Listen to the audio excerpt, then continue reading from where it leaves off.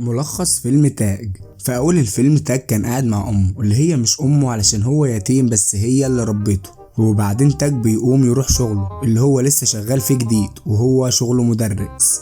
بعد كده بيقابل مدرسة الموسيقى اللي بيتعرف عليها وعلى المكان لانه لسه جديد في المدرسة، وبيكون في اجتماع للمدرسين عشان يحسنوا المنظومة التعليمية. وبنشوف هنا شخصين مش سالكين منافسين من تاج، لانه بيقول كلام زي الفل وعظمه فبيتريقوا عليه. بس المدير بيعجبه كلام تاج، والمدرسين التانيين بيتنمروا على تاج لانه يتيم.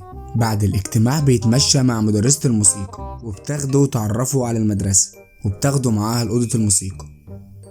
فبيكتشف تاج انه بكرة عيد ميلادها، فتاج بيروح دار الايتام اللي هو اتربى فيها، وبيقابل المدير وبيحكي له يومه في المدرسة كان عامل ازاي وكده، لان مدير الملجأ هو اللي كان موصي على تاج. وبعدها المدير بيقول لتاج ان في شخص بيجي يسأل على تاج على طول وعاوزه في حاجة مهمة. فتاج بيفكر الراجل ده عايز يكلمه عن ابوه وامه وبيطنش للموضوع.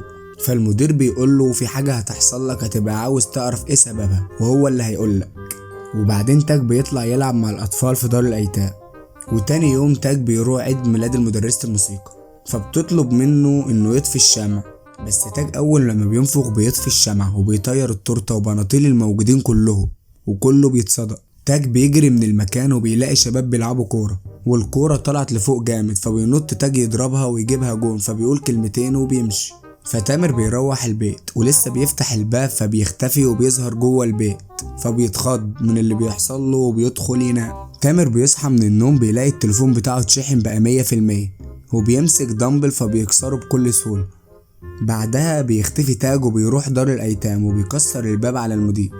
تاج بيطلب منه رقم وعنوان الراجل اللي كان بيسأل عليه، فبيروح للراجل ده وبيكتشف تاج انه جده، وبيقول له انه تاج لما اتولد بفترة صغيرة ابوه وامه ماتوا، وبيقول له ان عيلتهم دي بتمتلك قوة خارقة.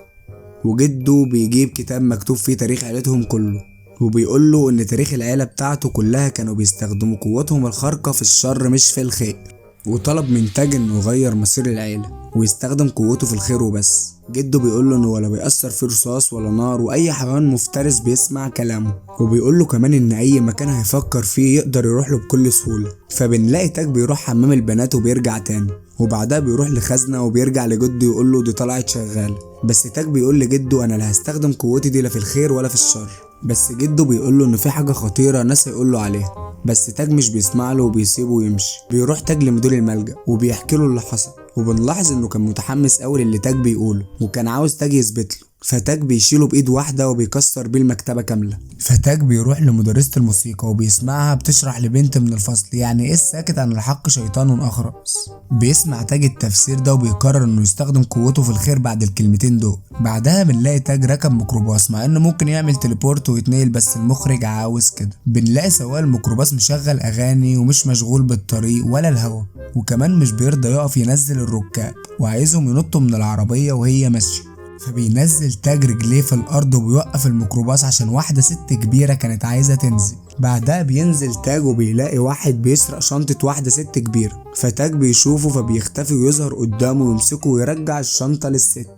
الست بتشكره جدا وبترمي الكيس في الزبالة، وبيطلع ان الحرامي اصلا سرق منها كيس الزبالة اصلا. بعدها الاعلام كله بيتكلم عن تاج والناس كلها، واطلقوا على اسم تاج عفريت الغلابة. بعدها بيكون في شخص بيحاول يرمي نفسه من فوق مبنى، وبتكون موجودة حبيبة تاج في المكان ده، فبترن على تاج وبتقوله انها اتأخرت عليه لان في واحد بيرمي نفسه والطريق زحمة. تاج بيسمع منها كده وبيروح على طول عشان ينقذه، وكل ده وهي متعرفش ان هو البطل الخارق. فبتعدي الشارع وعربية لسه هتخبطها، فتاج بينقذها وبيوقف العربية بظهره، فبتتخض وبتعرف ان هو البطل الخارق. بتزعل منه وبتقوله ليه ما قالهاش انه بطل، وخبى عليها وسابته ومشت. بس تاج بيروح لها البيت عشان يصالحها، وبعدها بيعمل نفسه جاي انه يزورهم وبيقعد ياكل معاها. فبياخدها معاه علشان يكتشفوا هو عنده قدرات خارقة ايه تاني. فبتقوله صدقني انت وتطير. فبينط من على المبنى، بس طلع انه ما بيطيرش وبيقع على دماغه. بعدها بتكتشف انه يقدر يتحكم ويخلي الاسود تسمع كلامه. بعدها بيخليها تضرب نار عليه عشان يشوف كلام جده صح ولا لا، وفعلا بيطلع كلامه صح والطلقات مش بتأثر فيه. بعدها بيعرف تاج والإعلام بينشر إن في أتوبيس هيقع من فوق الكوبري، فبيجي تاج بسرعة وبينقذ الركاب وبينقذ الأتوبيس. والمرة دي الناس بتشوف شكله وبتسأله عن اسمه وبيتشهر. بعدها تاج بيكون نازل رايح يقابل حبيبته، بيلاقي إن في شخص شبهه بالظبط قدامه، وبيعرف منه ان اخوه التوأم واسمه هارون، وعنده نفس القوة الخارقة بتاعت تاج، بس تاج عنده قوة خارقة زيادة وهي الاختفاء. فهارون بيعرض على تاج انه يسرق له البنك المركزي والا هارون هيقتل تاج. بعدها بنكتشف ان هارون معاه عصاية تقدر تضعف قوة تاج حتى لو كان مختفي، ولو حطها على رقبته لمدة دقيقتين تاج هيموت. بنعرف بعدها ازاي هارون اخد العصاية، وهو ان هارون راح لجده بعد ما تاج ما سمعلهوش، وجده اداله العصاية وكمان اداله كتاب العيلة ووصاه ان هو وتاج يستخدموهم في الخير، بس هارون ما كانش ناوي على الخير.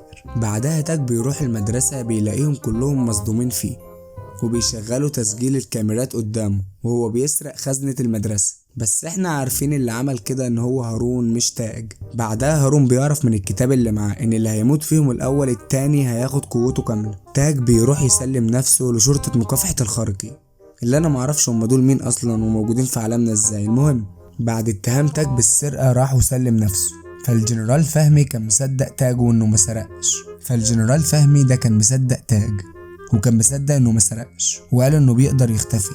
لو كان عايز يسرق ليه ما اختفاش؟ وكمان ليه يسرق خزنة مدرسة فيها فلوس قليلة؟ فصدق تاج وصدق قصة اخوه هارون. تاج بيستأذن الجنرال انه يسيبه يخرج عشان يجيب دليل براءته، وبيوافق. تاج بيروح وبيغفل مساعدة هارون وبيعمل نفسه انه هارون، وبيسألها عن الكتاب وبياخده منها وبيقول لها بعد كده انه تاج مش هارون. فتاج بيعرف من الكتاب اللي هيموت الاول هياخد قوة التاني والعصاية والكلام ده كله، فبيقدم الكتاب ده للجنرال وبيثبت دليل براءته، والاعلام كله بيطلع يقول ان تاج بريء واللي عمل كده اخوه هارون الشرير.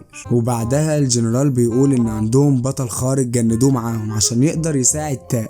بنعرف ان القوة الخارقة دي انه عنده خارق. هارون بعد كده بيروح لكوبري قصر النيل ويبدأ يكسر في السور ويقتل في الناس. بعدها بيشغل مزيكا ايطالي وبيستنى تاج يجيله.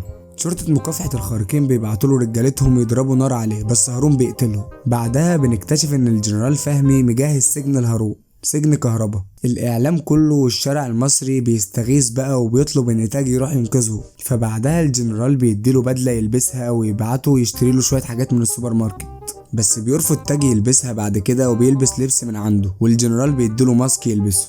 بعدها بيروح تاج عشان يقتل هارون، وبعدها بيجي جودة اللي عنده خارقة بيطير هارون بعيد.